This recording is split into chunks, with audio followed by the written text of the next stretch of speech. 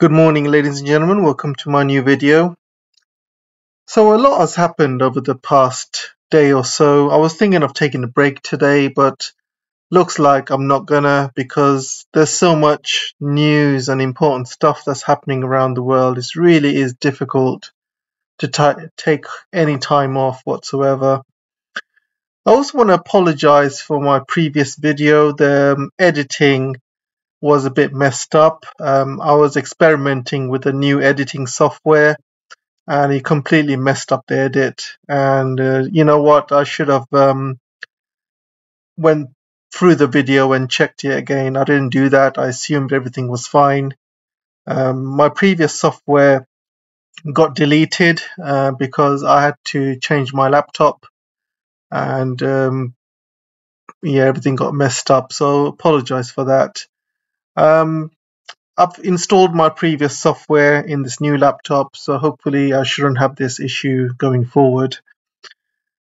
So before I talk about Crimea and obviously the Ukrainian attack on Crimea, and I'm also going to be talking about Britain's involvement in the Nordstream 2 attacks as well, and some interesting thing Berlusconi from Italy has been saying as well, so I'll go into that. But before I do, I want to kind of talk about South Korea. There's been a lot of tragic stuff that's happening today. Obviously, you heard about the Halloween incident where 150 people or so got killed in South Korea. In this little alleyway, you can see in this picture where there was thousands of people trying to get through, and people got crushed and people got killed. There was also a bridge in India which fell, and that killed apparently hundreds of people as well. So, commiserations to the families who have been killed. So I want to follow this article in South Korea only because I used to also live in South Korea for a short period of time. And this is one of the areas I used to live in. And the area is called Itaewon. And a lot of you who don't know where Itaewon is, it's actually an area in Seoul. It used to be near a US military base called Yongsan. Yongsan military base used to be based there, but not anymore because there was a lot of when I was living in South Korea at the time, a young girl got raped and murdered by a US serviceman, and there was a huge amount of demonstrations happening around Itaewon area.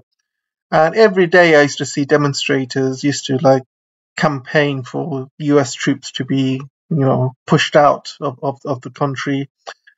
So what they've done since then, I think by 2018, they moved most of the facilities to southern part of Seoul, where it's not very populated, and they moved most of the soldiers and the families away from Yongsan. And you can see here in the Wikipedia page, it gives you kind of brief history of that military base. And there are still important offices still left. They're not all gone, by the way, but most of it's gone. And I'm saying this because I used to live there, and Itaewon used to be quite a famous area in South Korea. This is where all of the American-style bars and clubs were, and a lot of US servicemen used to kind of go there for drinks. And you will see a lot of South Korean girls who want to pick up foreigners, or they want to basically date some foreign men or American men. These South Korean girls would go to Itaewon and meet these GI Joes, and used to happen regularly. And Itaewon is quite a very lively area, lots of bars, lots of clubs, and yeah, I used to live there. It was quite fun, to be honest. I had a lot of fun living there. Met a lot of friends. I used to know quite a few American soldiers at the time. I've lost contact with them, but because this was a long time ago. This was over 10 years ago. So yeah, I've lost contact with most of them. But the whole point is, this area, you see this little corridor. I used to walk up and down this little alleyway all the time, and people that know me, I love kind of walking around. I love kind of exploring new parts of the city, and this used to be an area that I know very well. I used to walk around in. So when I saw this, I was pretty shocked. I was pretty shocked to see what had happened. And Halloween is very kind of important festival which happens all over the world, and it's one of those US exports, American exports, really. So it's made in America and exported to the rest of the world. And some countries celebrate it more than others. South Korea is one of them because of their really major links with the US. So they, take Halloween very, very seriously. So does Great Britain as well. And talking of Great Britain, if you really want to look into the history of Halloween, you really have to go back in history. And it did originate in the United Kingdom. That was a time of druids and wizards and witchcraft and things like that. But obviously, it wasn't a worldwide phenomenon as it is today. It wasn't until United States that they invented trick or treating and other festivities, and they kind of exported that to the rest of the world. So let's look at the main part of the story now. So there are reports that Ukraine has attacked Sevastopol in the Crimean port in Russia, and this has caused some damage. I'm not exactly sure how much damage at this point. Russia has not released the full details, and it has caused enough damage for Russia to take steps and retaliate. One of the ways they are retaliating is they are cutting the Ukraine grain deal. And obviously, there are people in the White House, I'm talking about Biden, who has actually taken time off his busy schedule and said Russia suspending grain deal purely outrageous, says Joe Biden. So the fact that Joe Biden is saying this, it usually means that the West is not happy and it's going to affect them in some way or other. I love how the Financial Times says this: Russian exit from Ukraine grain deal catastrophic for poor nations. So let me tell you something. This is not going to be catastrophic for poor nations. Russia will find a way to give these grains to these poor nations in some way or other, whether they have to go along the rail route or land route or a completely different sea route. They will find a way. The way that the whole West, all of these papers have actually absolutely blown up, every single paper. They're saying, oh, this grain deal, blah, blah, blah, food shortages, the poor nations will suffer. And I'm looking at all of these news articles like on The Sun and CNN, and everyone's saying, oh, this is going to cause global famine and stuff like that. They don't really care about the global south. When have they started caring about the global south? I'll tell you who's real people who are going to be affected are the West. Because there is no way Russia is going to give this grain to the Western countries. And they said that before. They said that way before this grain deal was agreed, months before. And in fact, they said that if you want to buy grain from us, you're going to have to pay us in rubles. And this is going to happen in the West. It's not going to happen in the global South. Obviously, you know, Russia will find a way to deliver those grains to these poor nations, and I think they will give them a discount, and the poor nations will get the grain. It's the Western nations are not going to be able to get the grain.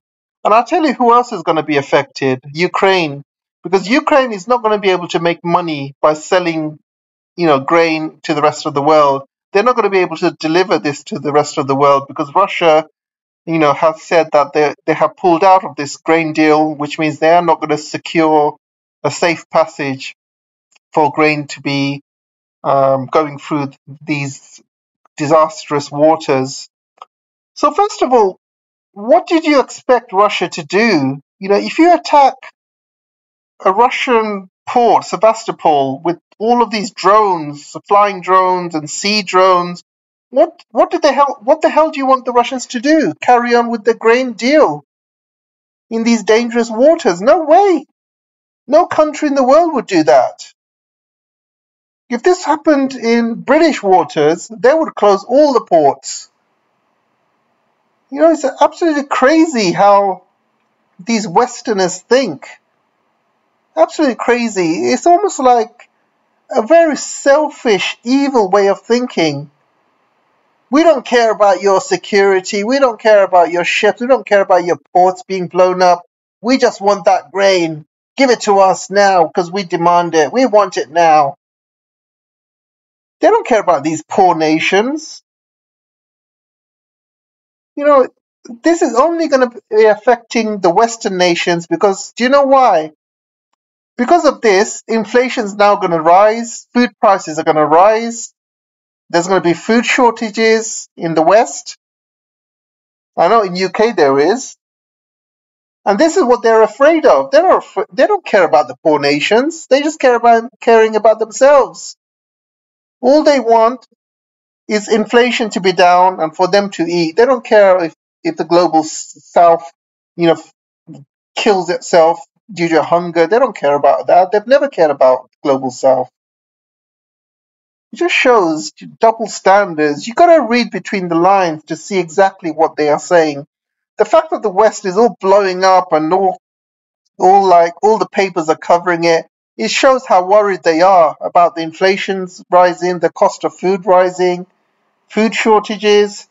It just shows how worried they are about their own self, not the global south.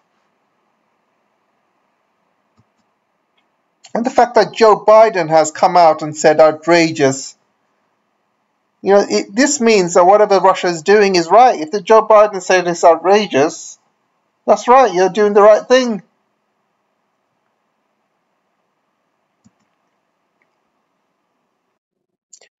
So Russia says that Canadian-made parts in the drones are targeting ships because they managed to capture a couple of drones that have already taken it apart and they have found Canadian-made parts in the drones. So I'm not exactly sure what action Russia would take. They'll obviously hit Ukraine harder. They'll hit Kiev even harder, and that part of the world right now is going to be very, very cold, especially Ukraine, Kiev, and especially those people living in those cities. They're going to be out of power. They won't be able to heat their homes. The West is worried more about their own selves than worrying about Ukrainians. It would make sense to work out a peace deal now, sooner rather than later, because a lot of people in Ukraine are going to die because of the cold over there. It's very, very cold at this time of year. It's going to be a real tough next few months in Ukraine, and I'll tell you that now. So there's a funny story how Berlusconi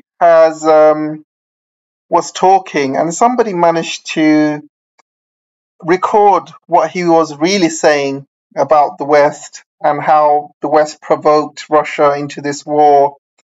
And somebody recorded it and they put it out in public. And it's funny how some of these leaders privately, speak common sense, but publicly they are towing a line, they're towing the narrative. So let's go through what Berlusconi had said, shall we? So he says here, he accused the Ukraine president of provoking the Russian invasion in a leaked recording. So what he was saying is Zelensky did not implement the Minsk agreements. He purposely attacked Donetsk areas.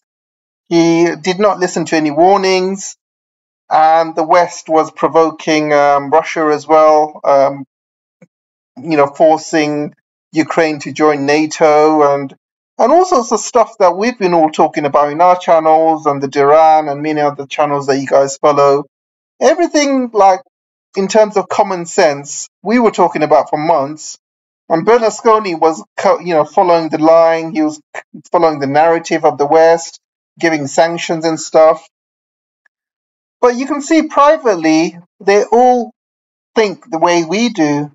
Publicly, their hands are tied behind their backs. And it just goes to show, I just wish some of these leaders would show a bit of courage and stand up and say this publicly, not privately.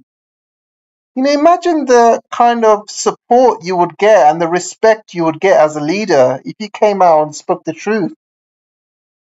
If one Western leader comes up now and speaks the truth, imagine the support he would get. Yeah, obviously he'll probably get blasted by the media. The deep state will probably come down hard on him.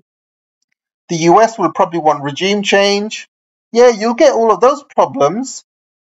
But who cares? At least, you come out, you showed courage, you showed strength, and the people will love you for it. People will follow you, people will love you. And if you got the people's respect, there is no way, nobody can do to get you out of power. Nobody can get you out of power if the people love you. Look at Putin, look at President Xi. Chinese 98% approval rating for President Xi. And everyone loves Putin in Russia. Well, most people do anyway. There is no way of regime change in any of those two countries. So who cares what the West thinks? I just wish some of these Western leaders would just stand up and just speak the truth for once. Berlusconi, yeah, he spoke the truth, but it's in private. I wish he could just come out and say it in public as well. He said, yes, I meant what I said in private. These are the reasons. And everything that we've been talking about, he's been saying privately. So I can imagine most European leaders think like that, but, privately, they think like that, but publicly, no, they all follow the same line, they all follow the same hymn sheet. Ridiculous. So Russia has said that the US Navy has blown up Nordstream, and London denies involvement. From what I can say is, I wouldn't be surprised, guys. I would not be surprised. UK does have the technology to do this, and UK does have the motivation to do it. They have the means to do it. I'm also hearing stories how the Russians have basically hacked Liz Truss's phone when Liz Truss was the Prime Minister at the time. And just a minute after the explosion, she messaged Blinken, "It's done," apparently. And this is a huge deal. And you have to understand, UK is probably less dependent on Russian oil compared to Germany and other European countries, because we have our own northern, fields with oil and gas, and we've been pretty much independent. And even though we are independent, the gas companies in UK are completely shafting us, absolutely shafting us. They are basically taking all of that gas, taking all of that oil and selling it abroad and increasing the prices of it. And we get a really bad deal. We end up with paying really high, ridiculous gas prices on oil prices, because all of these oil companies that own these gas and oil reserves, they just out there to make a profit. They're not really looking at benefiting the UK people in any possible way. And if you're a gas and oil company in Great Britain, you are laughing, because Government can't touch you. You are basically making so much profit. The government doesn't even give a windfall tax against you. You are laughing. The government just won't come anywhere near you. It's absolutely ridiculous. And if you compare it to France, for example, where they've nationalized it, you know, the people in France, their gas and electricity bills is so much more smaller compared to UK. In UK, we're just paying a high cost of living just to feed these fat cats in these oil companies and these bankers as well. Check this article out. Shell profits more than double to huge 8 billion as Brits struggle against sky-high bills. And their profits have gone to 8 billion between July and September in 3 months, while the rest of the people in UK can't afford to pay their electricity bills or gas bills.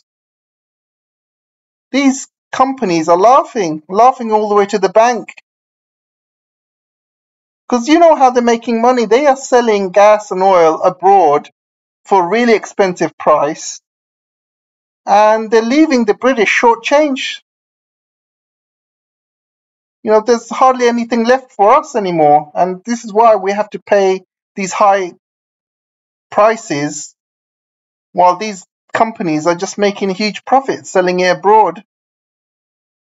Unbelievable, unbelievable.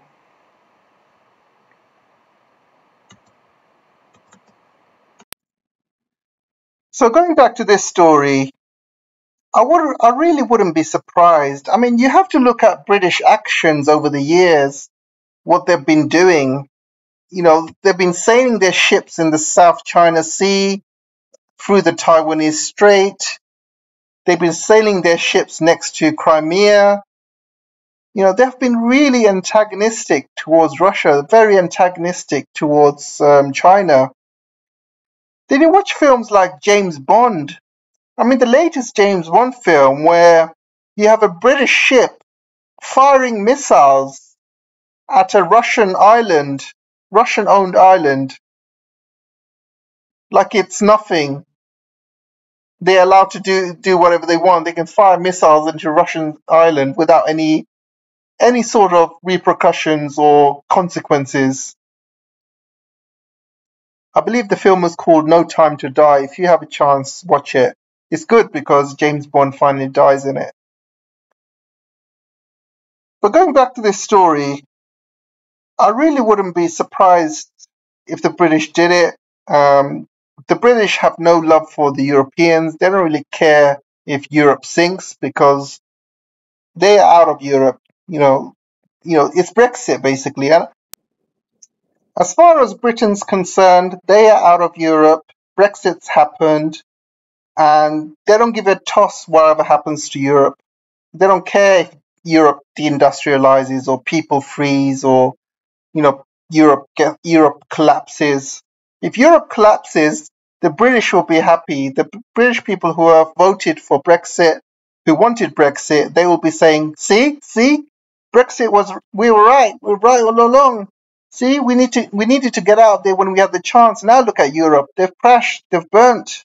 We made the right decision. Good, well done, well done. That's what they will do.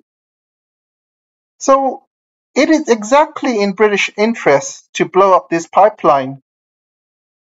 Exactly. And now that I think of it, I don't think anybody else would do it except the British, because British have the most to gain from this.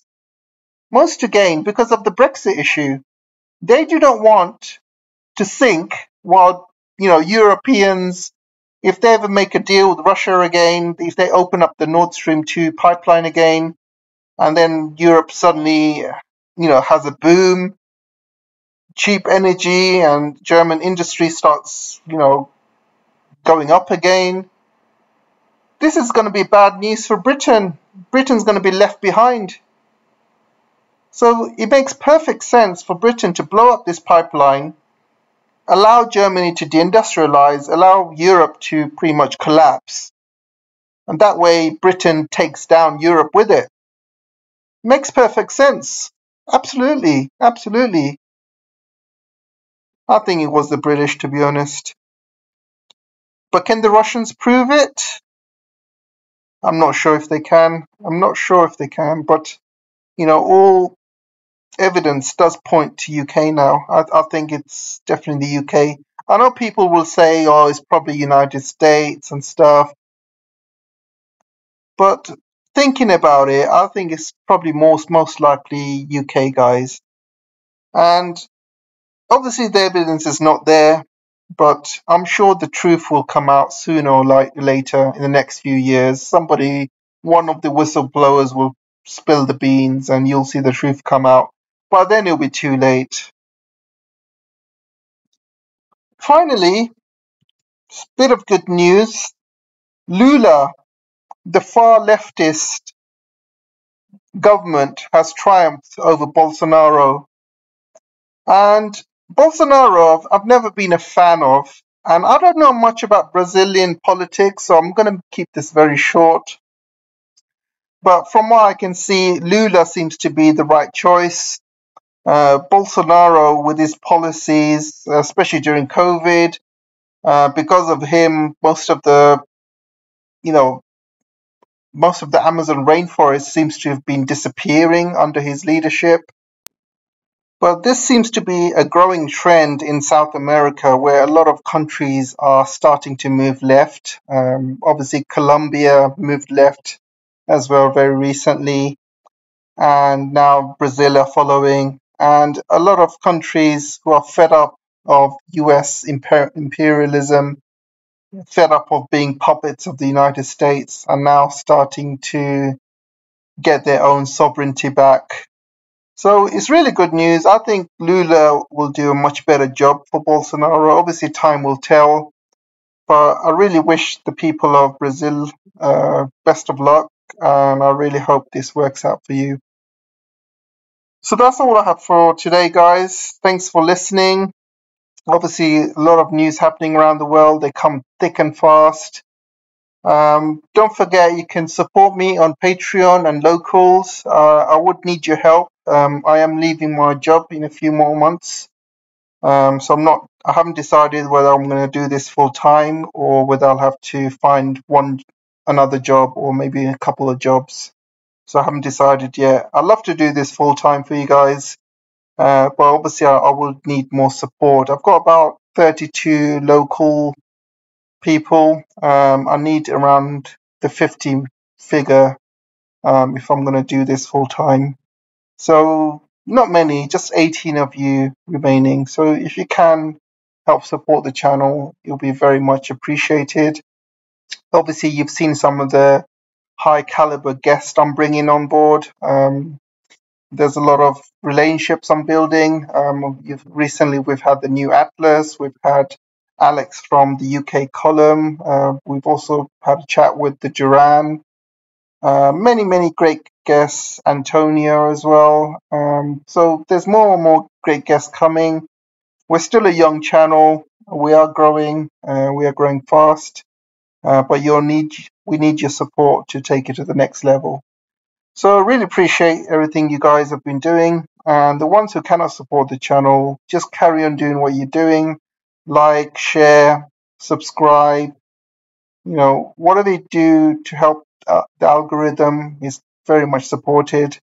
Make sure you do your comments as well. Join the live when this video goes live. Make sure you watch it straight from beginning to the end. All of those small things help out with the algorithm. So really appreciate you guys doing that.